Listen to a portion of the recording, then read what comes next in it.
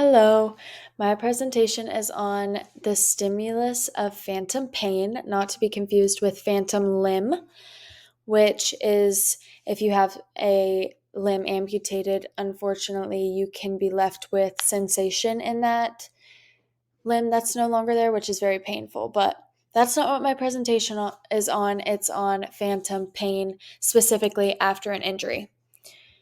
So let's start with what neuropathic pain is. Neuropathic pain is triggered by lesions to the somatosensory nervous system, which alters its structure and function so that pain occurs spontaneously in response to noxious and innocuous stimuli.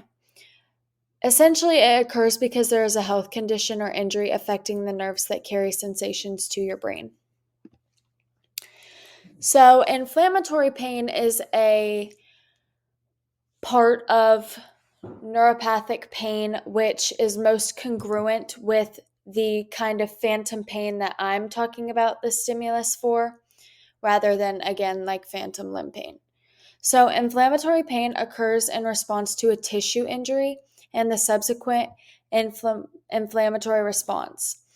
Heightened sensitivity occurs within the inflamed area, and it is contiguous non-inflamed areas as a result of plasticity in the peripheral nociceptors and central nociceptive pathways.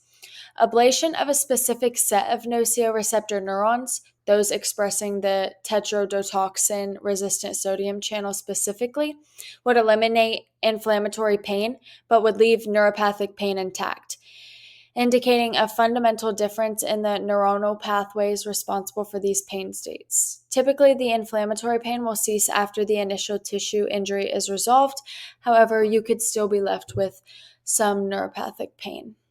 And like I said, this area of neuropathic pain is most congruent with an injury, especially affecting the tissue, rather than phantom limb pain, which is also associated with neuropathy, just not what we're talking about today. This I thought was a really good image. I'll give you a second to look at it.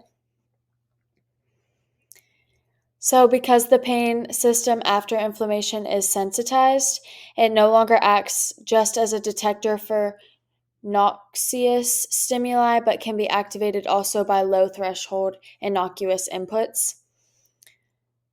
So you can look at that for a moment. It's a really good picture.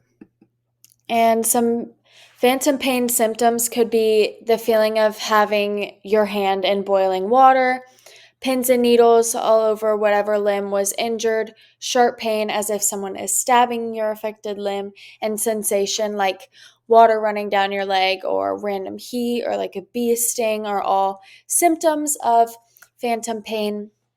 Thank you guys for listening. I hope you enjoyed and I hope you learned something.